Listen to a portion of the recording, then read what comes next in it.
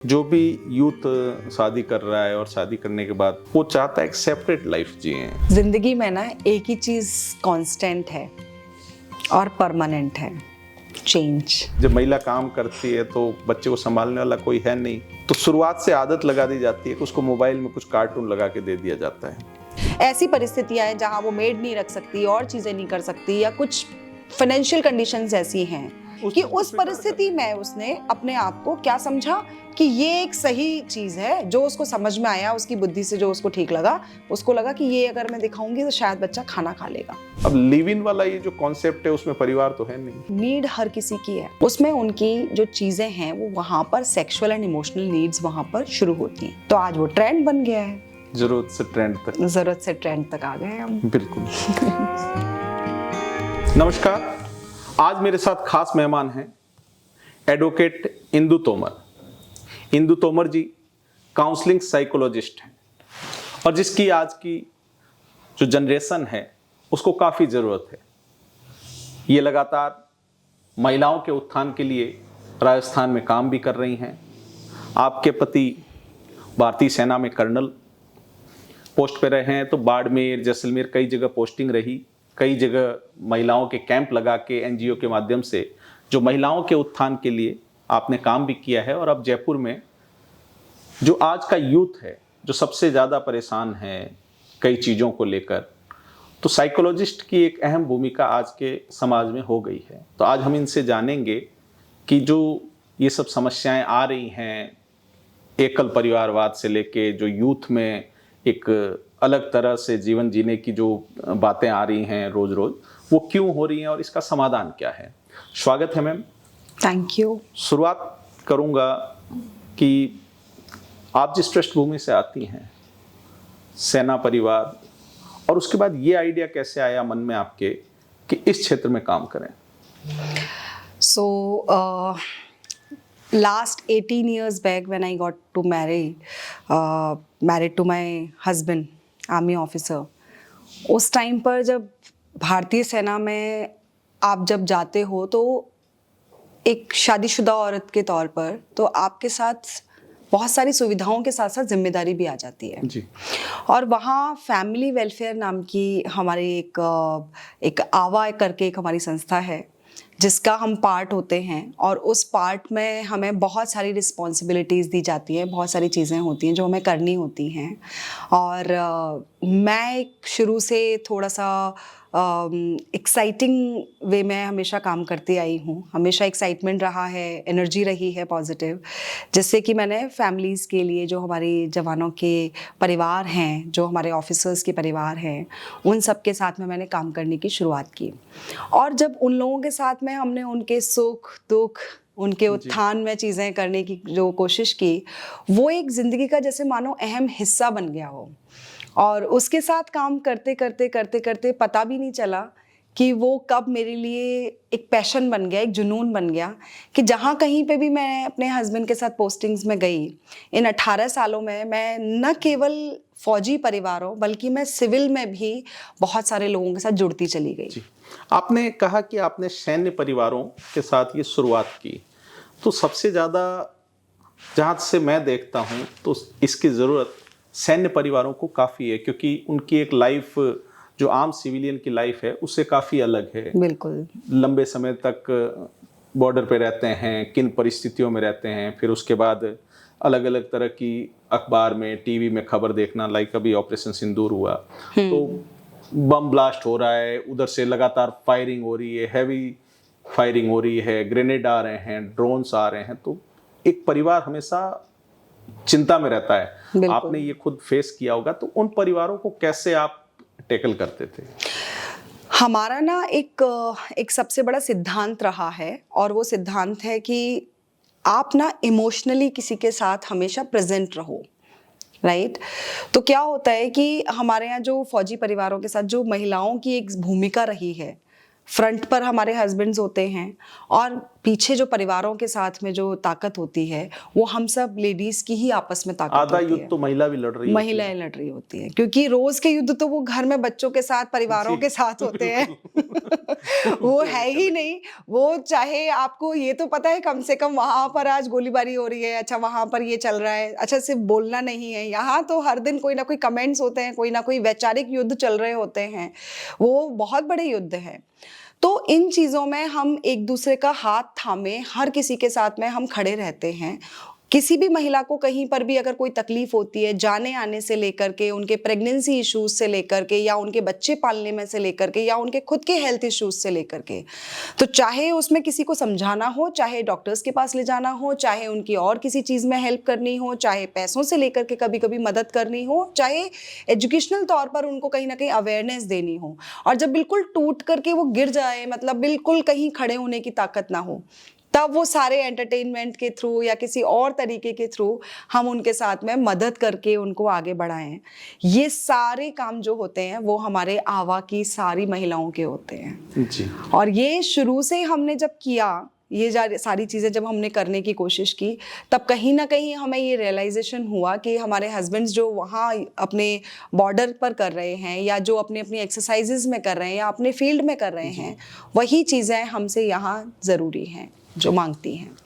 Psychologist आपने subject चुना, इसमें मैं ये समझना चाहता हूँ कि कोई महिला परेशान है किसी बात को लेके, तो आप एज ए साइकोलॉजिस्ट पहले क्या करेंगी? एक क्या प्रक्रिया होती है? उसकी जो मन के अंदर व्यथा है उसको कैसे समझेंगी और उसका समाधान कैसे, क्योंकि इजीली अगर समाधान होता तो वो खुद कर लेती।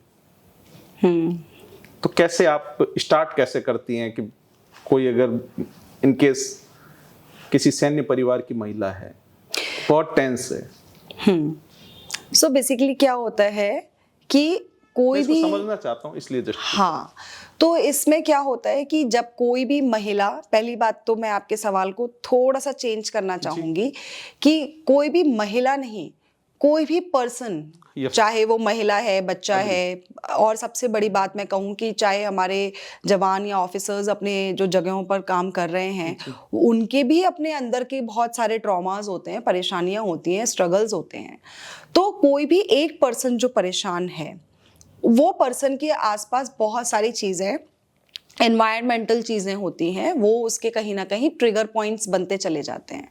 और जब एक ट्रिगर पॉइंट सामने आता है तो वो ट्रिगर पॉइंट्स उसको ऐसे बिहेवियरल चेंजेस लाने पे मजबूर करता है जो कि आपके सामने विजिबल होते हैं। जैसे कि एक महिला परेशान है, आपने बोला, तो अब वो महिला अगर परेशान है, या कोई भी एक पर्सन जो परेशान है, वो अपनी परेशानी को नहीं बोलेगा, वो अपने व्यवहार में इस तरीके की चीजें करेगा जिससे कि आपको समझ में आएगा कि हाँ ये पर्सन परेशान है। जैसे कि या तो वो उसका खाना पीना छूट जाएगा, या फिर हम कहीं जहाँ मिल रहे हैं वो हमारे साथ आना नहीं चाहेगा, या फिर वो कहीं अपने अकेले में बैठा होगा, या फिर कहीं गुस्सा कर रहा होगा, बात बात पे झुंझलाहट आ जाएगी, या अपने आप को अकेले में बंद कर लेगा। बहुत सारी ऐसे अलग अलग चीजें होंगी जो आपको उसके रूटीन में जो वो नहीं करता है उससे वो अलग चीजें हैं। यहाँ हम लोग समझने की कोशिश करते हैं कि ये एक अलग सिम्टम्स हैं जो कि वो कटने की कोशिश कर रहा है, और कहीं ना कहीं कोई प्रॉब्लम है जिसकी वजह से ये इसके साथ हो रहा है। फिर आपको ये तो समझ में आ गया, आपने बहुत अच्छे तरीके से समझाया कि इन सिम्टम्स से ये पता चल जाता है कि अगले व्यक्ति में कुछ न कुछ मन में चल रहा है, कुछ न कुछ समस्या या जो भी व्यथा है। समाधान कैसे? समाधान जो है ना, वो उस पर्सन के खुद के सामने होता है। कभी भी समाधान दूसरा इंसान किसी को नहीं देता है, वो उसको या तो आइडिया देता है या उसको क्लैरिटी देता है।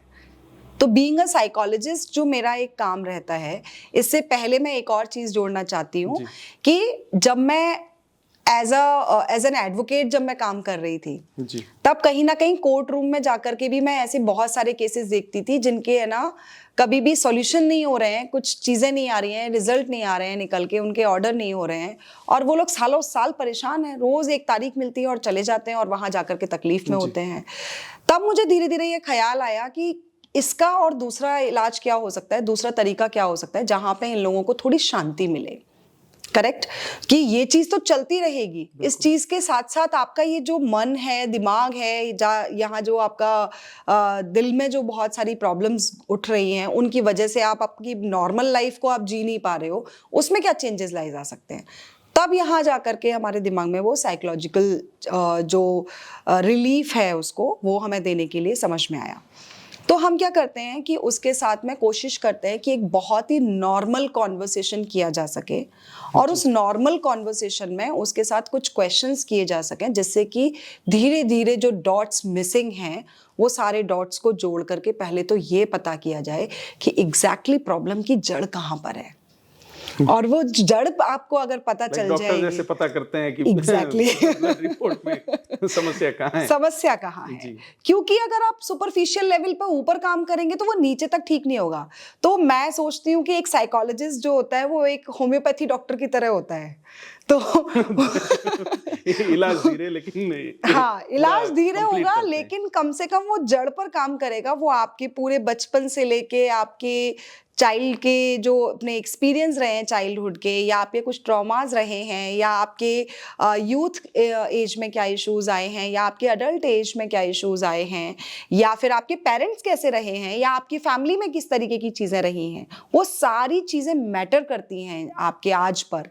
मैं हमेशा कहती हूँ कि अगर किसी बच्चे ने 7 से 12 साल के बीच में अगर उसके पेरेंट्स के साथ उसके रिलेशंस ठीक नहीं रहे हैं, अगर उसके पेरेंट्स के साथ उसका फिजिकल टच, जो हग्स जिसको हम कहते हैं, मैं जादू की झप्पी के लिए जानी जाती हूँ तो जादू की झप्पी अगर उस बच्चे को नहीं मिली है तो उसका 35 प्लस में जब उसकी एज होती है तो बहुत ही अलग तरीके के बिहेवियर्स उसके सामने आते हैं, जिन पर बहुत अच्छे से समझा जा सकता है कि इसका चाइल्डहुड अच्छा नहीं रहा।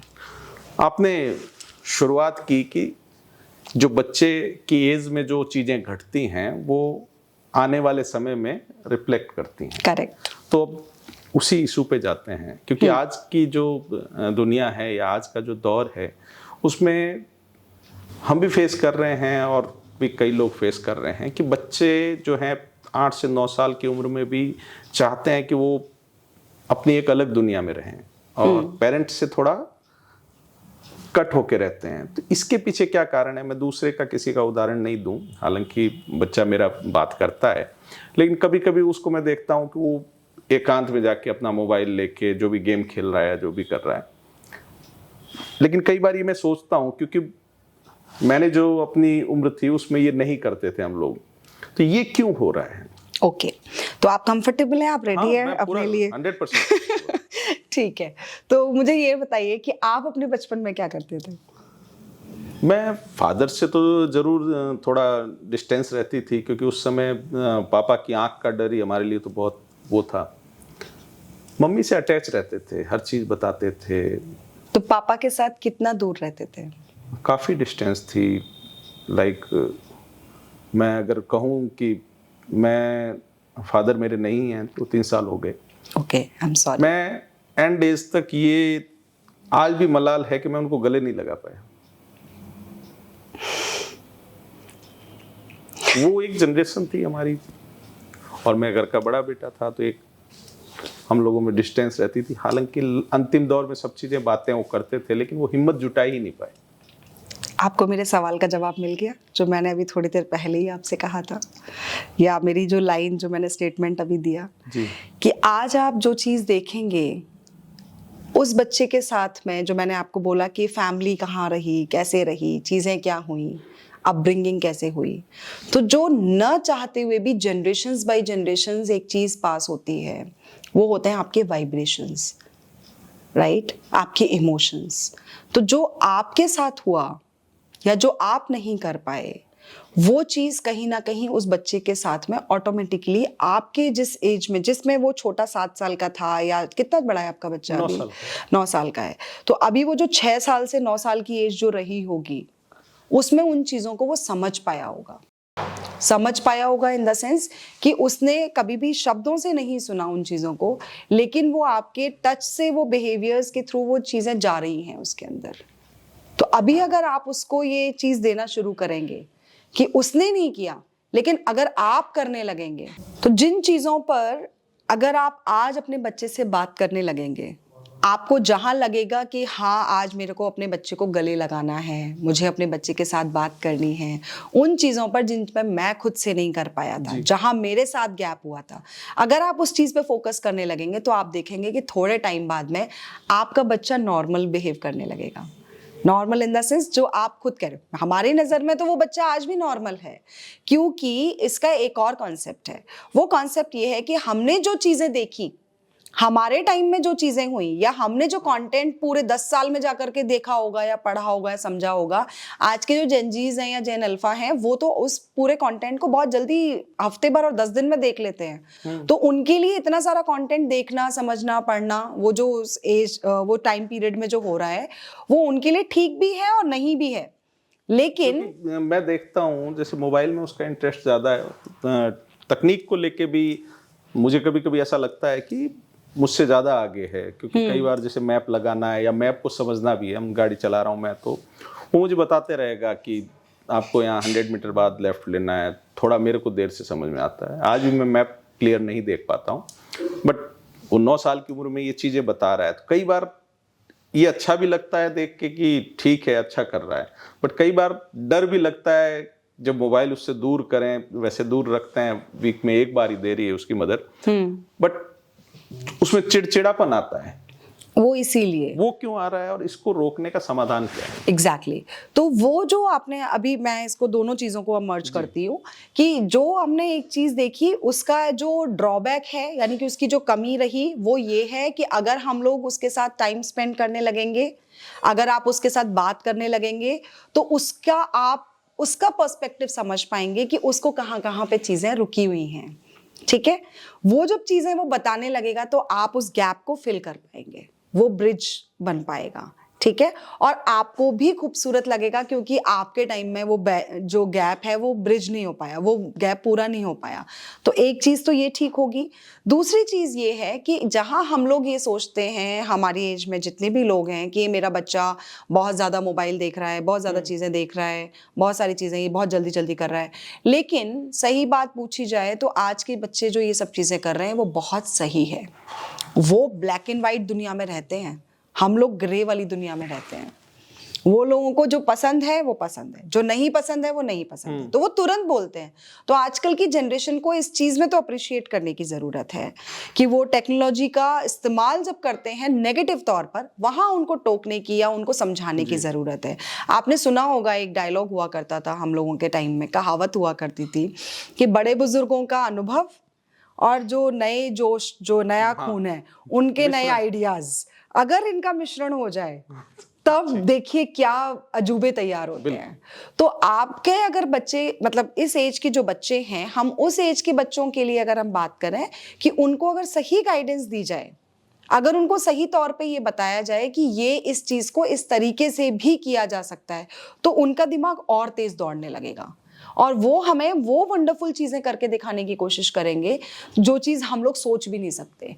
तो वो वंडर्स होने के लिए हमें उनको थोड़ा डायरेक्शन देना पड़ेगा, बस वो डायरेक्शन थोड़ा सा मिसिंग है उनके लिए। बहुत अच्छे तरीके से समझाया आपने। एक और चीज हो रही है कि आजकल जो भी यूथ शादी कर रहा है और शादी करने के बाद 6 महीने साल भर बाद वो चाहता है एक सेपरेट लाइफ जिए। सामूहिक परिवार बहुत तेजी से बिखर रहे हैं, फ्लैट की एक नई दुनिया कई जगह आ चुकी है। हर कोई चाहता है कि मैं सेपरेट लाइफ रहूं, मदर फादर वो लोग अलग रहें। इसको आप कैसे देख रहे हैं? ये जो चेंजेस हो रहा है इसको कैसे देखते हैं और ये होना चाहिए या नहीं होना चाहिए? जिंदगी में ना एक ही चीज कांस्टेंट है और परमानेंट है, चेंज, परिवर्तन। परिवर्तन के अलावा कोई चीज ऐसी नहीं है जो एक जगह पर तो अगर टिका हुआ या रुका हुआ पानी होता है ना, वो भी किसी को पसंद नहीं आता, वो भी सड़ने लगता है, बदबू मारने लगता है। तो अगर हम लोग भी सब एक ही जगह पर रुक जाएंगे, एक ही दौर से जीने लगेंगे, तो कहीं ना कहीं वो भी हमारी, जो कहते हैं मानव जाति के विकास के लिए भी वो कहीं ना कहीं ठीक नहीं है। तो जो बच्चे आगे बढ़ रहे हैं, यूथ आगे बढ़ रहा है, हमें उसका एक सपोर्ट बनना चाहिए। अब बात आती है कि शादी को लेकर के न्यूक्लियर होना या चीज़ें, क्या होता है कि आपने एक कॉन्सेप्ट सुना होगा या देखा होगा, मैं भी कुछ दिन पहले भी किसी को ये चीज़ समझा रही थी कि हमें ना कौन सा पेरेंट बनने की ज़रूरत है या किस तरीके का एक कॉन्सेप्ट हमें समझने की ज़रूरत है। हमें नेचर सब कुछ सिखाती है, हर रोज़ सिखाती है, आसपास हर जगह से सिखाती है, बट हम सीखते नहीं हैं, है ना। कोविड का दौर आया, कोविड के दौर में हमें सिखाया कि हाथ धोने हैं, ये करने हैं, वो करने हैं। कोविड ठीक हुआ और हम सब वापस अपनी दुनिया में वैसे के वैसे ही, है ना। लेकिन आप एक कॉन्सेप्ट समझिए कि चिड़िया अपना घोंसला बनाती है, उस घोंसले में वो बच्चे होते हैं और वो बच्चे रोज मुंह खोल करके अपनी माँ का इंतजार करते हैं। वो पता नहीं कहाँ कहाँ से खाना जुटा करके लेके आती है और वो खाना ना अपने बच्चों को खिलाती है। लेकिन आप ये देखिए, उस चिड़िया को पता होता है कि मेरे बच्चे मेरा इंतजार कर रहे हैं। बिल्कुल। एक दिन ऐसा आता है जब वो लौट करके आती है और वो बच्चे वहां नहीं होते हैं, ठीक है। और जब वो बच्चे वहां नहीं होते हैं, वो चिड़िया ना बहुत गम में होती है। आप कभी भी ऐसी चिड़िया को देखना, मेरे यहाँ मेरे घरों में कई बार ऐसे घोंसले बने हैं और कई बार हमने वो बच्चों को पाला है और चिड़ियों को देखा है। वो जो मोमेंट होता है ना, हमने वीडियोस बनाए हैं उन चिड़ियों के, कि वो मोमेंट से समझ में आता है कि ये क्या फील कर रही होगी। वो जो माँ बाप फील करते हैं कि जब बच्चे शादी करके बाहर निकल रहे हैं, पढ़ाई के लिए बाहर निकल रहे हैं, लेकिन वो एक्सेप्ट करती है उस चीज़ को कि मेरे बच्चे अब इस काबिल हैं कि वो बाहर जा सकते हैं। तो जब माँ बाप अगर इस कॉन्सेप्ट को समझ लेंगे कि मेरे बच्चे ट्रस्ट करके जब उनको बाहर भेजने लगेंगे, तो वो बच्चे उस ट्रस्ट का ना सही तरीका ही देंगे। वो कभी भी उससे पलट के खराब होकर के वापस नहीं आएंगे। वो हमेशा उसी ट्रस्ट से वापस आएंगे उन माँ बाप के लिए कि आज मेरे माँ बाप को मेरी ज़रूरत है, चलो सब कुछ छोड़ छाड़ करके ना पहले घर चलते हैं। मतलब परिवर्तन को अगर स्वीकार किया जाए, हाँ, एक्सेप्ट करें तो चीजें काफी सरल बहुत सही हो सकती हैं। और आप एक बहुत खूबसूरत चीज देखिए, मैं आजकल बहुत अच्छे अच्छे जो इस एज के जो 15 से 20, 22, 23 साल वाले बच्चे हैं, मैं उनको मिल रही हूँ। आपको पता है वो दादी नानी वाली बातें करते हैं, मेरी नानी ने ये सिखाया, मेरी दादी ने ये सिखाया। वो किताबों को पढ़ने लगे हैं, वो उनके साथ टाइम स्पेंड करने लगे हैं। मेरे खुद के बच्चे, मैं खुद अपने पेरेंट्स के साथ रहती हूँ और मेरे बच्चे रोज, अगर मैं अपनी मम्मी से या अपने पापा से कुछ भी एक बात के लिए अगर कभी कभी मैं थोड़ी सी झुंझलाने की भी कोशिश करूँ कि क्या है ये बात ही थोड़ी समझ, तो उनको लगता है नहीं नहीं मम्मा ऐसे नहीं बात करनी है। उनको लगता है कि नहीं दादी से मिलना है, नानी से मिलना। तो ये सब कहाँ से आया? कहीं ना कहीं हमारे पास जो बड़ों की परवरिश थी, वो बात हमने धीरे से सटल वे में हमने वहां तक पहुंचा दी। हम लोग तो सब कैरियर है, कुछ नहीं है, मैं कुछ नहीं हूँ, आप कुछ नहीं है, हम लोग सब भगवान ने सृष्टि के लिए रचे हैं और सृष्टि से जो हमें काम दिया गया है वो बस हमें यहाँ से यहाँ तक पहुंचाना है, ट्रांसफर देना, फ्लो करना है बस। और जहां एनर्जी ब्लॉक होगी, हम सब एनर्जी है ना, तो जहां एनर्जी फ्लो हो रही है वहां सब कुछ ठीक चल रहा है, नेचुरल चीजें हैं। जहां एनर्जी ब्लॉक हो जाएगी वहीं बड़े से बड़े डिजास्टर्स होंगे। कोविड भी यही था। आप जिंदगी में जो बच्चे निकल रहे हैं, चले जा रहे हैं, शादियां नहीं कर रहे हैं, शादियां टूट रही हैं, बच्चे पैदा नहीं कर रहे हैं, जो क्यों नहीं कर रहे हैं? आप सवाल देखिए ये वाला कितना बड़ा इंपॉर्टेंट है। इस सवाल पे ये आऊंगा अभी, बच्चे वाला इससे थोड़ा आगे बढ़े। मैं थोड़ा इमोशनल हो जाती हूँ इन चीजों को लेकर के, क्योंकि ये ऐसे सवाल हैं, ऐसे टॉपिक हैं जिन पर मैं हर रोज पता नहीं कितने सारे केसेस समझने की कोशिश करती हूँ। और जितना समझती हूँ, जितना गहराई में घुसती हूँ, उतना ही लगता है कि अभी तो कुछ भी नहीं समझ में आया। बच्चों वाला आपने बहुत अच्छे से समझाया कि एक पेरेंट्स को किस तरह से बच्चों के साथ बिहेव करना चाहिए। और कम उम्र में, मैंने अपने ऊपर ही उदाहरण लिया, क्यों कि किसी और पे क्या कहें, सबके घरों में यही हाल है। एक और मेरा एक सवाल इसमें कि क्योंकि कभी कभी ऐसा मुझे लगता है कि इसके लिए महिला जिम्मेदार हैं, सॉरी ओके, बट ऐसा लगता है कि अधिकतर मैंने अपने परिवार से लेके कई घरों में देखा है कि जब महिला काम करती है तो बच्चे को संभालने वाला कोई है नहीं, तो शुरुआत से आदत लगा दी जाती है कि उसको मोबाइल में कुछ कार्टून लगा के दे दिया जाता है और धीरे धीरे वो बच्चा उसका अभ्यस्त हो जाता है। तो ये ठीक है 2 साल 1 साल के बच्चे को मोबाइल का नशा दे देना, और फिर वो नहीं देंगे तो फिर वो बच्चा चिड़चिड़ा होता है। इसको थोड़ा सा समझना चाहता हूँ। देखिए आपकी ये बात आधी सच है, आधी मैंने पहले माफी मांग ली। नहीं, आपकी बात आधी सच है और आधी जो बात है उसको मैं ये नहीं कहूंगी झूठ है, लेकिन मैं ये कहूंगी कि वो हम फैक्ट पे छोड़ देते हैं कि वो किस तरीके से उस चीज को समझा जाए। ओके, सो पॉइंट ये है कि इस चीज के लिए महिलाएं इसलिए जिम्मेदार मानी गई हैं, इसलिए आपका ये स्टेटमेंट निकल करके आया क्योंकि बच्चे पालने की जो जिम्मेदारी है वो महिलाओं पे दी गई है। वो माइंडसेट है। अब देखिए, इसीलिए मैंने बोला आपको। अब आप एक बात बताइए, क्योंकि जनरली जो है महिलाओं के ऊपर एक जिम्मेदारी आई, और आई क्या, सृष्टि को मैंने अभी बात की, रचने का काम दिया है, भगवान ने दिया है, लेकिन over a period of time, हम ये टॉपिक बिल्कुल अलग है, हम फिर कभी इस पर बात करेंगे कि क्यों महिलाएं आज ऐसी हो गई, क्यों बिजी हैं, क्या है क्या नहीं है।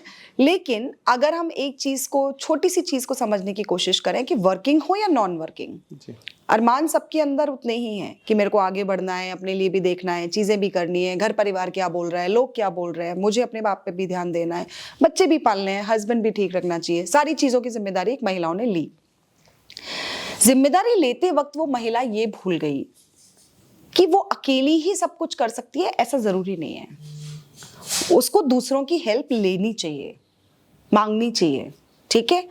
दूसरी तरफ दूसरा एंगल है कि जब वो अकेली सब कुछ कर रही थी तब दूसरे उसके साथ में आकर के हेल्प कर सकते थे जी, राइट। तो दूसरे जब सब लोग हेल्प करने के लिए अवेलेबल नहीं थे तब वो अपने लिए कहीं ना कहीं वो परेशान होने लगी। हस्बैंड ने अगर 12 बजे या 1 बजे या 2 बजे वापस आ जाना है अपनी नौकरी से, ठीक है, या फिर उसने 8 बजे वापस आना है और सुबह 7 बजे से लेकर के उसको डब्बा बना करके भी देना है, और 7 बजे से लेकर 8 बजे तक के बीच में उस महिला के पास में ऐसी परिस्थितियां हैं जहां वो मेड नहीं रख सकती और चीजें नहीं कर सकती, या कुछ फाइनेंशियल कंडीशंस ऐसी हैं, तो वो अपने आप को, मैं उसका साइड नहीं ले रही हूँ, लेकिन मैं उसकी एक फैक्ट बता रही हूँ, एक परिस्थिति बता रही हूँ कि उस परिस्थिति में उसने अपने आप को क्या समझा कि ये एक सही चीज है, जो उसको समझ में आया, उसकी बुद्धि से जो उसको ठीक लगा, उसको लगा कि ये अगर मैं दिखाऊंगी तो शायद बच्चा खाना खा लेगा, राइट जी। अब हमने उस चीज पर फोकस करने के बजाय, उसको ब्लेम करने के बजाय, उस चीज को बार बार बोलने के बजाय, अगर हम उसके दूसरे ऑप्शंस में जाएं, और दूसरा ऑप्शन है कि या तो कोई इस तरीके का पर्सन हो घर में अवेलेबल कि जो 1 से 1.5 साल वाले बच्चों तक के लिए कई बार उस महिला को सपोर्ट दे सके, और या फिर हस्बैंड का टाइमिंग ऐसा हो जिस टाइमिंग में वो, जब भी खाना खिलाने वाला टाइम है या कहीं और कोई बीच वाले टाइमिंग है जहां पर वो प्रॉपर अपने लिए अपनी अवेलेबिलिटी रख सके, तो क्या होगा, वो चीजें कम हो जाएंगी। लेकिन महिलाएं क्योंकि अपनी सेहत को, बीइंग अ लेडी, मैं इस बात को एक्सेप्ट करती हूं कि हाँ, अपनी सहूलियत देखते हुए कि मुझे भी मेंटल प्रेशर ना हो, मुझे भी बहुत खुश रहना है, सुंदर बनना है, आगे जाना है, किटी पार्टीज अटेंड करनी है, या पढ़ाई करनी है, या जॉब करना है, तो मेरे को जो समझ में आया कि जो जितनी जल्दी फटाफट खत्म हो सके काम वो कर लो। तो बच्चों को पालना, उनकी परवरिश करना, जो पुराने टाइम में जो कॉन्सेप्ट था, वो कॉन्सेप्ट आज की डेट में एक टास्क की तरह हो गया है। बिल्कुल। मैं यहाँ पे क्लियर करना चाहूँगा कि हाउसवाइफ की भी जिम्मेदारी बड़ी होती है, वो मैं समझता हूँ, क्योंकि देखिए, जैसे मैं मेरी ही बात करूँ तो मैं अधिकतर बाहर रहता हूँ और टूर भी काफ़ी रहते हैं, लेकिन वाइफ पीछे संभाल लेती है घर, चाहे बच्चे को स्कूल छोड़ना, मदर को लाना, स्कूल छोड़ना, कोचिंग, इतना शायद मैं जिस दिन रहता हूँ उस दिन मुझे झुंझलाहट हो जाती है। करेक्ट, हाँ। मल्टीटास्कर होती हैं विमेन्स। तो मैं कोई ब्लेम नहीं कर रहा हूँ, एक सवाल था जस्ट। बिल्कुल। और हाउसवाइफ भी हैं, उनकी भी बड़ी जिम्मेदारी होती है और बखूबी निभाती हैं, और इतना आसान नहीं है। और यहाँ मैं आपको एक बहुत अच्छी मजेदार चीज बताती हूँ, एक ये आपके चैनल के माध्यम से मैं ऑडियंस को भी ये चीज बोलना चाहूंगी कि एक नई सीरीज आई है नेटफ्लिक्स पर, वो सिंगल पापा। वो इतनी खूबसूरत सीरीज है, वो इतनी बढ़िया है कि मेरे को किसी ने सजेस्ट किया, और मैंने, क्योंकि मैं इस टॉपिक पर, इन चीज़ों पर बनाती रहती हूँ अपने रील्स या अपने कंटेंट, तो जब मैंने वो सीरीज देखी तो उसमें जितनी भी लेडी के ऊपर जो भी चीज़ें होती हैं, वो एक फादर ने ली हुई हैं। वो एक बच्चे को अडॉप्ट करके जिस तरीके से अपने आप को वो सिंगल फादर के रोल में दिखाना चाहता है और सारी मुश्किलों से लड़ता है, चीज़ें करता है, वो कॉन्सेप्ट उसमें जो दिया गया है वो एक बहुत सुंदर दिया गया है कि एक लेडी को अपने आप को हमेशा ये नहीं सोचना है कि मैं ही सब कुछ कर सकती हूँ और मैं ही अच्छा कर सकती हूँ। प्लीज अपनी एनर्जी को बचाने के लिए और अपनी एनर्जी को पॉजिटिवली अपने पास रखने के लिए थोड़ा सा काम डेलीगेट करना में कोई हर्ज नहीं है। कि मेरे आज मैं कहीं बाहर जाना चाहती हूँ और मेरे हस्बैंड हो सकता है 10% कम संभाल लेंगे, बट कई बार दे दो जिम्मेदारी, रिस्पॉन्सिबिलिटी दे दो, तो वो लेडीज को क्या ओनरशिप करने की आदत हो जाती है। सब मैं ही करूंगी, सब मैं ही करूंगी, मैं ही कर सकती हूँ। बिल्कुल। आगे चलते हैं, बचपन के बच्चों के बारे में जाना। इसके बाद जो आज की तारीख में सबसे ज़्यादा जो समस्या आ रही है, आप भी इस पर काफ़ी वर्क कर रही हैं, कपल रिलेशनशिप को लेके। इसमें वो भी होंगे जो बिफोर मैरिज, जो यंग एज के कॉलेज में पढ़ने वाले छात्र हैं, चाहे स्कूलों में, इनके बीच अफेयर होता है, फिर ब्रेकअप हो जाता है और फिर एकदम लाइफ चेंज हो जाती है, चाहे लड़का की हो या लड़की की। ये सब चीज़ें कैसे देखते हैं, और ये ब्रेकअप के बाद जो बदली हुई लाइफ है यूथ की, उसको थोड़ा सा समझाएं। पहले आप मुझे ये बताएं कि बदली हुई लाइफ में आप पॉजिटिविटी देख रहे हैं या नेगेटिविटी देख रहे हैं? मैं नेगेटिविटी देख रहा हूँ। ओके। वो एक रूम में बंद हो जाता है, या फिर हाँ, जो देखता हूँ मैं बता रहा हूँ कि या इसीलिए नशे मैं की तरफ बढ़ जाता है। हाँ। सो देखिए, किसी को प्यार करना एक बहुत खूबसूरत फीलिंग है, राइट? और वो एज होती है 15 साल, 14 साल, 16 साल, 20 साल, 22 साल। वो एक एज होती है जिस एज में वो जब प्यार होता है, या जब वो हम एक किसी रिलेशनशिप में बंधने की कोशिश करते हैं, या हम सब कुछ कहते हैं ना कि जिंदगी का सब कुछ इसी को दे देंगे। हाँ। है ना? तब तो ख्याल ही नहीं आता है कि हम किसी के बच्चे भी हैं, किसी का वो एक अलग दुनिया होती है। वो एक अलग ही दुनिया होती है। तो वो जो ख्याल है वो बहुत पवित्र ख्याल होता है, प्योर होता है वो। लेकिन उसके बाद क्या है कि आप एक दूसरे के साथ एडजस्ट नहीं कर पाए, क्योंकि प्यार धीरे धीरे धीरे धीरे कहीं ना कहीं एडजस्टमेंट में भी चेंज होता है। इसी को कहते हैं हस्बैंड वाइफ का रिलेशनशिप, पार्टनरशिप। तो पार्टनरशिप जो है वो आपकी एडजस्टमेंट मांगती है, और जब एडजस्टमेंट नहीं कर पाते हैं तो क्या है, बिखराव आने लगता है। और जब बिखराव आता है तो बिखराव के बाद में या तो मैं अक्सर जो प्री मैरिटल काउंसलिंग होती हैं जी, आजकल नया कॉन्सेप्ट स्टार्ट हुआ है कि शादी से पहले आपको बहुत सारे, क्योंकि इंटरकास्ट मैरिजेस हो रही हैं या इंटरस्टेट मैरिजेस हो रही हैं या एज वाइज बहुत ज़्यादा गैप्स हो रहे हैं, lot of things are there. So जब इतनी सारी चीज़ें होती हैं तो हम बात करते हैं कि आप अपने वैल्यू सिस्टम को चेक करो, अपने परिवारों का चेक करो, आप अपने एडजस्टमेंट चेक करो, अपनी लाइफस्टाइल को चेक करो, एंड देन सामने वाले की देखो। अगर आपको लगता है कि आप 1% भी कहीं ना कहीं रिजिड हो, चीज़ें हो, तो आप पार्टनरशिप की तरफ आगे मत बढ़ो, शादी की तरफ आगे मत बढ़ो। द सेम थिंग अगर आपको लगता है कि आप अपनी एक लाइफ में रह रहे हैं, आपने अभी शादी का तो बहुत दूर की बात है, आप एक कमिटेड हो रहे हैं किसी एक रिलेशनशिप में, और अगर आप उस चीज़ में ब्रेकअप हो गया है, तो या तो आप उसको बहुत खूबसूरत मोड़ दे करके माफ करके छोड़ दो, फॉरगिवनेस बहुत इंपॉर्टेंट है।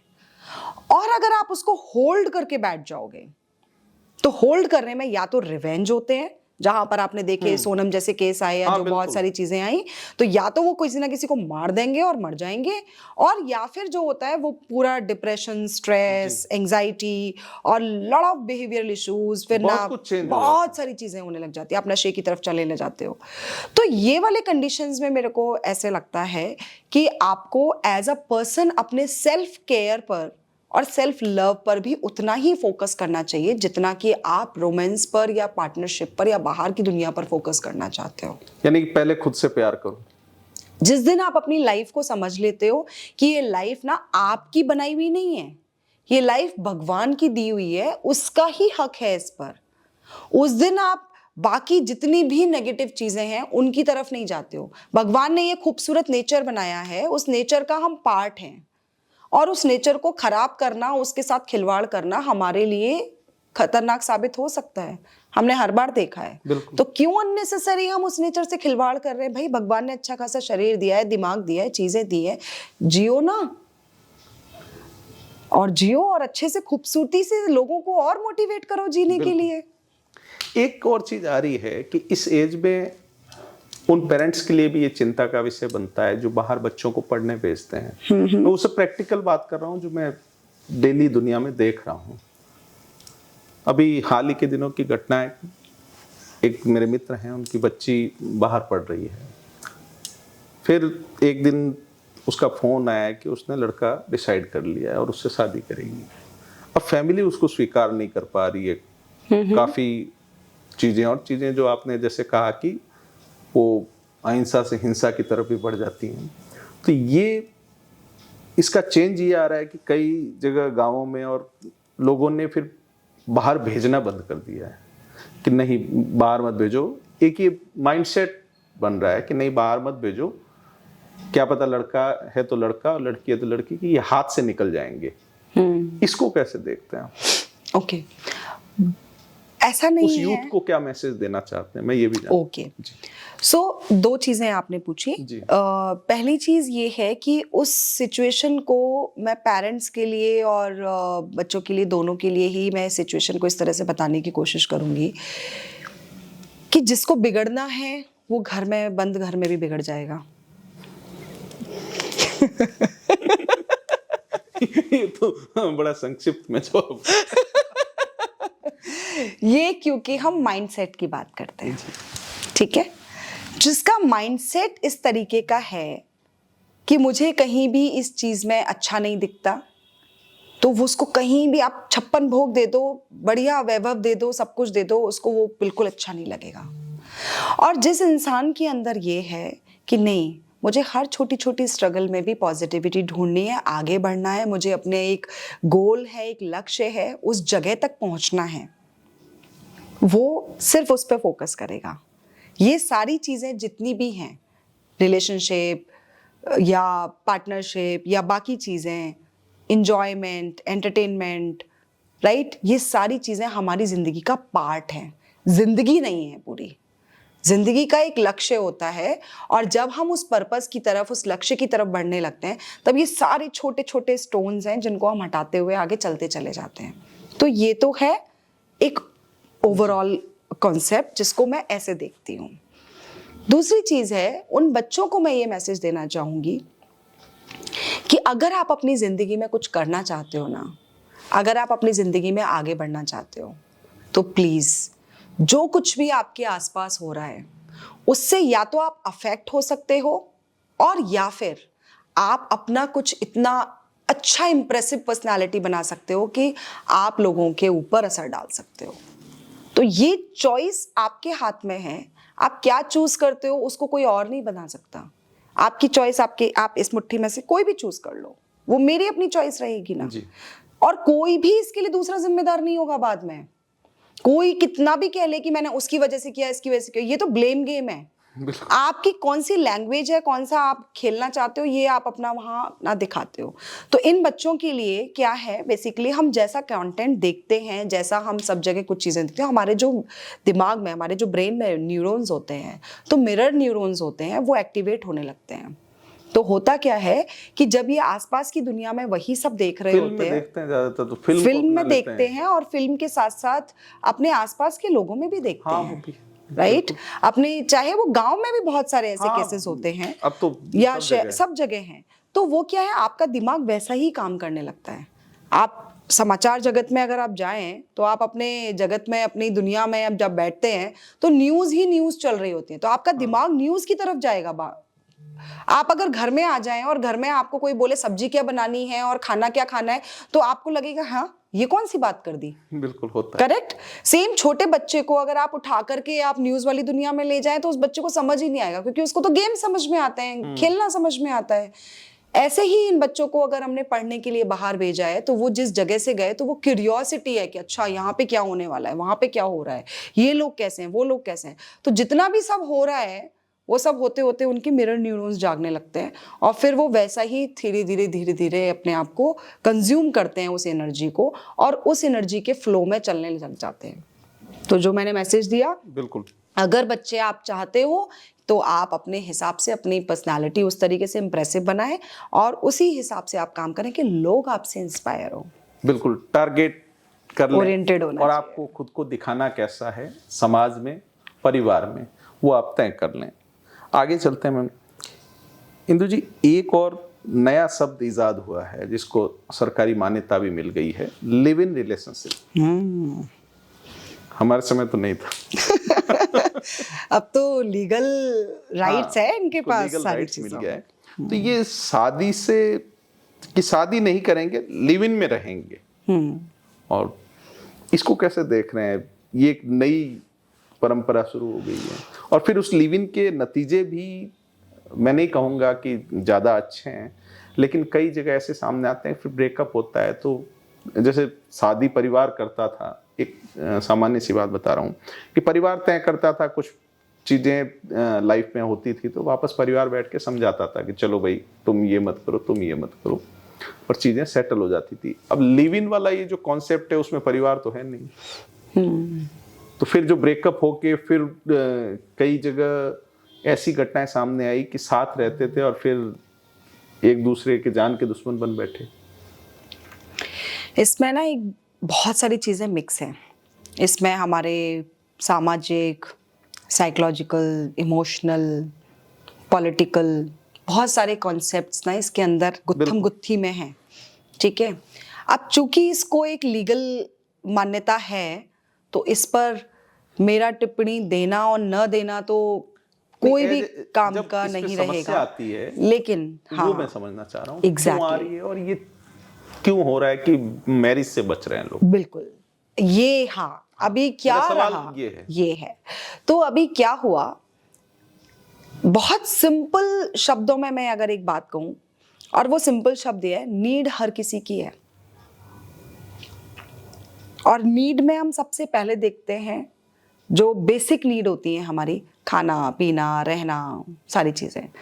थोड़ा सा और ऊपर चलें हम, जब ये नीड हमारी शांत हो जाती हैं, उसके बाद में हमारा एक नीड का, हम साइकोलॉजी में पढ़ते हैं और पढ़ाते हैं, एक नीड का हमारा चार्ट होता है बाकायदा, प्रॉपर वो सारी चीज़ें रहती हैं। तो हम उस चार्ट के हिसाब से जब बेसिक नीड से थोड़ा आगे बढ़ते हैं तो थोड़ी सी अच्छी लग्जरी वाली चीज़ों में हम जाने लगते हैं, हेल्थ, एजुकेशन और बहुत सारी चीज़ें। फिर थोड़ा सा जब वो नीड हमारी शांत होती है तो हमारी सेक्सुअल नीड भी आती हैं। सेक्सुअल नीड के साथ में फिर हमारी और इमोशनल नीड होती हैं, फिर और नीड होती है, ऐसे करते करते करते करते हम लेवल्स पे जाते हैं। तो जो हम ये लिव इन रिलेशनशिप की बात कर रहे हैं उसमें उनकी जो चीज़ें हैं वो वहाँ पर सेक्सुअल एंड इमोशनल नीड्स वहाँ पर शुरू होती हैं, क्योंकि उन्होंने बैकग्राउंड में अपने परिवारों में अगर कहीं टूटन देखी है, जहाँ उनके परिवार जुड़े हुए नहीं हैं, फादर मदर सेपरेट रह रहे हैं, या उनके एक्स्ट्रा मैरिटल अफेयर चल रहे हैं, या आपस में डोमेस्टिक वायलेंस हो रहा है, या लड़ाई झगड़े हो रहे हैं, या कोई किसी से बात तक नहीं करता है, ऐसे परिवारों में से निकलते हुए जो बच्चे हैं उनका शादी के ऊपर से विश्वास उठ चुका होता है। सच्चाई फिर से वही बात है कि शुरुआत से, यस बिल्कुल वही बात कि आप देखिए पूरा साइकिल वैसे ही घूम रहा है, तो आपको वहीं वापस जाना पड़ेगा कि हम वो 7 साल वाले बच्चे पर, 6 साल वाले बच्चे पर जो हम शुरुआत कर रहे थे, कि हम उसको क्या दे रहे हैं, वो क्या देख देख के बड़ा हो रहा है, उसके मिरर न्यूरॉन्स कैसे एक्टिवेट हो रहे हैं, वो कौन सी दुनिया देख रहा है, राइट। तो जो वहां उसने देखा, वो वहां टूटन जो हुई, वो जो चीजें उसके अंदर दिमाग में वो कैरी कर रहा है। आपको एक छोटा सा एग्जांपल देती हूँ कि एक बार मेरी आंखों के सामने ना एक इंसिडेंट हुआ जहां पर 2 कार आपस में भिड़ गई, और आपस में भिड़ने के बाद में एक कार में से जब एक बंदा निकला तो वो बहुत शांत था, और दूसरी कार में से जब एक महिला निकली तो वो इतना ज्यादा चिल्ला रही थी, इतना ज्यादा चिल्ला रही थी, जबकि महिला की गलती थी, ठीक है, वो महिला की गलती थी। और वो बंदा बेचारा शांत होकर के उसको बोल रहा है कि मैम सॉरी, गलती हो गई मेरे से, मैंने कर दिया होगा, ये है वो है सारी चीजें, आप मेरे से पैसे ले लो बट बख्शो, खत्म करो। आपको पता है ये सब चीजें क्या हैं? It's not about the car वाला लड़ाई, इट्स अबाउट दी बैगेज क्या कैरी करके आ रहे हो आप, वो दिमाग में कुछ और चल रहा है। यस तो ये जो मजाक में भी कह देते हैं बीवी से लड़के आए क्या, बॉस को बोल देते हैं ना आज सही मूड में नहीं है ना, आज सही मूड में नहीं है, क्योंकि उनकी फिर हर बात पर टोंट आएगा, हर बात पे कुछ प्रॉब्लम आएगी। तो ये जो एज ग्रुप या ये जो लिव इन रिलेशनशिप का जो कॉन्सेप्ट है ना, ये कॉन्सेप्ट ऐसे ही इजाद नहीं हुआ है, ये इन लोगों ने यहाँ पर ये चीजें धीरे धीरे धीरे धीरे वो बैगेज से निकल करके आए, तो उन्होंने सुकून ढूंढने वाला वर्ड सोचा होगा, और वहां से ये शुरुआत हुई। और वो शुरुआत होकर के क्या होता है, फिर पहले तो चीजें क्या है, वो जरूरत की वजह से शुरू होती है ना, उसके बाद वो ट्रेंड बन जाती है। तो आज वो ट्रेंड बन गया है जरूरत से ट्रेंड तक। जरूरत से ट्रेंड तक आ गए हम। बिल्कुल। इसके आगे चलते हैं। एक और वर्ड नया आजकल इस दौर में चर्चा में है, एक्स्ट्रा मैरिटल अफेयर। ये क्यों होते हैं? ये वर्ड कोई नया नहीं है, ये वर्ड तो बहुत पुराना है। हाँ, ये वर्ड तो बहुत पुराना है। नहीं, ये चर्चा में जाते हैं। चर्चा में इसलिए है, देखो क्या होता है ना कि जब हम वो आजकल हम कहते हैं ना बहुत कंटेंट देख रहे हैं हम लोग मीडिया में और चीजों में, बिल्कुल। तो हर चीज उभर उभर करके निकल करके आ रही है। जी, है ये ना? भी कह सकते हैं कि इसलिए सोशल मीडिया आ गया है, तो अब आजकल सोशल मीडिया आ भावनाएं- गया है बहुत निकल के, मतलब ऐसा। अच्छा एक बात बताएं आप कि इतना सारा जो लोग अपने केसेस डालते रहते हैं कि मेरे साथ ये हुआ, मेरे साथ वो हुआ, ऐसा हो गया, वैसा हो गया, और फिर अपनी एक कहानी बता देते हैं। क्या ये पहले नहीं होती थी? होती पहले भी, क्योंकि ये सोशल मीडिया में है तो मेरा चैनल भी बढ़ जाएगा, आगे चीजें हो जाएंगी, मैं भी पॉपुलर हो जाऊंगा। नेगेटिव रोल से ही सही, है ना? तो बहुत सारी चीजें हैं ऐसी, लेकिन ये जो टर्म है, ये टर्म भी वैसे ही शुरू हुआ कि पहले इसकी जो जरूरत थी वो कुछ और रही होगी। पार्टनर्स बनते हैं, शादियां होती हैं सामाजिक तौर पर कुछ चीजों को ठीक करने के लिए। जी। इसी तरीके से समाज में थी कि समाज में सबकी जिम्मेदारियां बांटी गई, चीजें हुई, फिर एक समाज आया तो उसमें वाइफ का रोल था, हस्बैंड का रोल था, चीजें थी, बच्चे थे, सब तरीके से ठीक ठाक चल रहा था।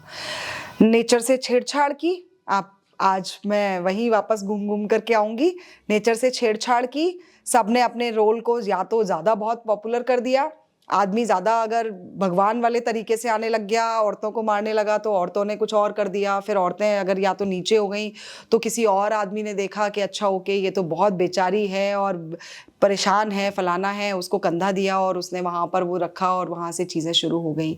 या फिर उल्टा फेर पड़ गया, किसी वाइफ का अगर कहीं कुछ, उसका कहीं कोई सिंगल पर्सन रह गया या कहीं कुछ और चीज़ें हो गई, किसी लेडी को देखा, तो बहुत सारे क्या क्या वजह रही, क्या हुआ क्या नहीं, लेकिन चर्चा में ये शुरू से था।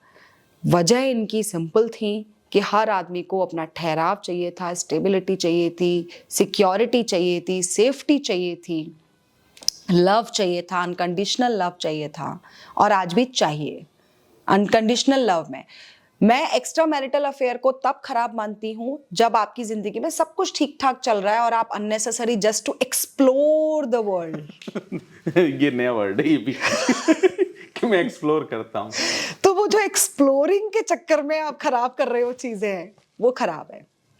बट कभी कभी जिसकी जिंदगी में शांति, सुकून, तकलीफ के अलावा कुछ है नहीं और शांति सुकून है नहीं, तो उस पर्सन के लिए आप खुद अपनी जगह से भी उसको क्या जवाब देंगे?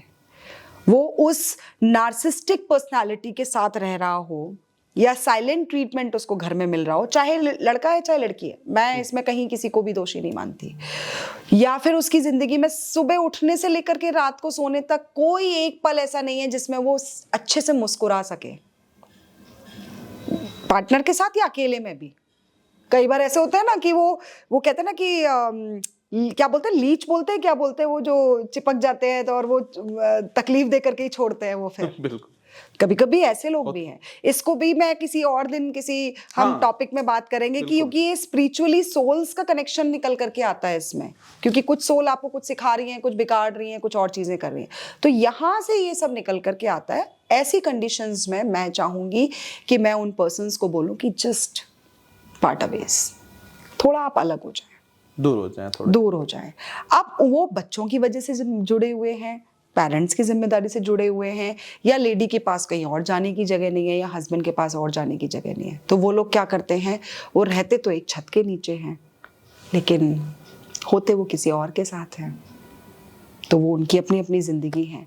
तो यहाँ सवाल ये है, बीइंग अ साइकोलॉजिस्ट, ना मैं किसी को गलत मान सकती हूँ, ना मैं किसी को सही मान सकती हूँ, और हम लोग नॉन जजमेंटल होकर के हम इसीलिए उन लोगों को देखते हैं कि वो पता नहीं कौन से माइंडसेट से, कौन से बैकग्राउंड से, कौन सी जगह से, कौन सी चीज़ों को लेकर के आ रहे हैं, क्या उनका पिछला सब कुछ रहा है, और उसके बाद वो अगर आज हमारे सामने आके खड़े हैं तो वो केवल और केवल एक पर्सन जो है, वो जो एक शरीर जो है, वो जिम्मेदार नहीं है। उसके पीछे बहुत सारी चीज़ें एक साथ में हैं जिसको चॉइस देना, ठीक करना, हेल्प करना, क्लैरिटी देना बहुत ज़रूरी है। बिल्कुल, बहुत ही आसानी भरे शब्दों में कहें तो आपने इस चीज़ को समझाया, न केवल गलत कहा न सही कहा, लेकिन जो मोटा मोटी मतलब होता है वो बता दिया, अगर रीज़न क्या है और समाधान क्या है। ऐसा केस आपके पास कभी आया तो फिर आप क्या सजेस्ट करते हैं उनको? एग्जैक्टली मेरे पास ऐसे बहुत सारे केसेस आए हैं, ऐसे बहुत सारी सिचुएशंस रही हैं सिटी लाइफ यहाँ जयपुर में तो ये बहुत ज़्यादा है। हाँ, देखिए सिटी में भी बहुत हैं, गाँव में भी बहुत हैं, मैं वापस है ना? हाँ, अपने शब्दों में आप दोनों को रखा करें अब आज से कि ये सब जगह है ना? सिटी में बल्कि मैं कहूँ कि कई बार लोग ना बहुत प्रोफेशनल हो गए हैं, अपने सिर्फ काम पे फोकस करते हैं, हाँ। अपनी चीजों में रहते हैं, क्योंकि उनको टाइम ही नहीं मिलता फिर और बहुत चीजों के लिए। घर भी बेचारा 8 बजे रात को 9 बजे जाएगा तो वो बंदा क्या करेगा? वो बंदा सोचेगा कि मैं अपना खाना खाऊं, पीऊं, अपना रेस्ट करूं, या फिर अपना जिम जाऊं रात को और उसके बाद मैं सो जाऊं। ठीक है, लेकिन जो आपने सही पूछा कि वो जो ऐसे केसेस हैं, मेरे सामने अगर ऐसे कोई केसेस आते हैं तो उनको सिर्फ एक ही सजेशन रहता है कि चॉइस तो आपकी खुद की है, आज भी और जिस दिन किया था उस दिन भी। आप इससे क्या पाना चाहते हैं, आपका गोल क्या है, इससे सबसे पहले आप उस पे फोकस करो। ये जब गोल आपके दिमाग में रहता है ना कि मुझे केवल मेरी इमोशनल नीड पूरी हो रही है इस पर्सन के साथ में, या मैं एक्सप्लोरिंग वाले वर्ल्ड की तरफ जा रहा हूं या जा रही हूं, या फिर इस वाली दोस्ती से, इस वाली मेरी रिलेशनशिप से मेरे पूरे परिवार ही अफेक्ट हो जाएगा, मेरी पूरी लाइफ, मेरा रूटीन, मेरी सारी चीज़ें ख़त्म हो जाएंगी और मैं एक अपनी आइडेंटिटी में रह ही नहीं पाऊंगा या पाऊंगी, तो फिर उस रिलेशन का कोई फ़ायदा नहीं है। लेकिन अगर वो रिलेशनशिप आपकी बहुत सारी परेशानियों को सॉल्व कर रही है और आपकी रिलेशनशिप में कहीं ना कहीं सुधार हो रहा है, आपकी relationship, I am not promoting the extra marital affair, but I am saying कि आपकी रिलेशन ठीक ही नहीं चल रही है, तो फिर आप उस चीज को एक्सेप्ट करो कि आप वहां अपने तरफ से एक्सेप्ट करके बोल सको अपने पार्टनर को कि I don't want to continue this relationship, I am you know liking someone else. तो उससे क्या होगा कि आप एक क्लैरिटी में जीना शुरू करेंगे। जब तक क्लैरिटी नहीं होगी ना किसी भी चीज को लेकर के, पर्सन को लेकर के, इमोशंस को लेकर के, फीलिंग्स को लेकर के, जब तक अवेयरनेस ही नहीं होगी, तब तक आप अंधेरे में तीर मारने जैसा है ना। आप अंधेरे में तीर मारते जाओ, आपको कुछ हासिल नहीं होगा। आप एक नहीं, 4-4, 5-5 जिंदगियां खराब कर रहे होंगे आप एक साथ। तो आपको एक तरफ से कहीं ना कहीं छोड़ना पड़ेगा और एक तरफ में आपको पूरा फोकस करना पड़ेगा। तो अब कौन सा क्या करना है वो तो आपकी सिचुएशंस, आपके ऊपर ही डिपेंड करता है, तो वो आप कर सकते हैं। आज टाइम काफ़ी हो गया, अभी सवाल काफ़ी बाकी हैं, क्योंकि वुमेन्स के लिए जो आप सर्जन फाउंडेशन की तरफ से काम कर रही हैं उसको अपन सेकंड एपिसोड में जानेंगे। जी, इंदु जी के बारे में ये भी बता दूं कि कविताएं भी लिखती हैं, कविताओं का भी शौक है, काव्य सर्जन ये इनकी एक किताब है। इसके अलावा अरमानों के आसमान पर, ये भी सारी महिलाओं पे ही लिखी है आपने? नहीं, समाज है, इमोशंस हैं। नहीं, जैसे मैं तो ये फोटो देखा ना ये मैं अपने आप को देखती हूँ ऐसा। बिल्कुल, तो ये सेकंड एपिसोड का आप लोग भी इंतजार कीजिएगा। महिलाओं के लिए जो एनजीओ काम कर रहा है उसको लेकर, और इन 2 किताब को पढ़कर इनमें से जो सवाल होंगे वो मैं अगले एपिसोड में पूछूंगा। आज के लिए आपका बहुत बहुत शुक्रिया। आपने बहुत कम शब्दों में जिस तरह से समझाया, तो हर यूथ को ये एपिसोड देखना चाहिए और देखने के साथ समझना चाहिए, क्योंकि बहुत पैसा भी नहीं लगेगा, अभी ये फ्री में है। इसके अलावा अगर आप आएंगे मैडम के पास जयपुर में तो जो भी चार्ज होगा वो मैडम लेते हैं। शुक्रिया आज के लिए, thank you. Thank you so much.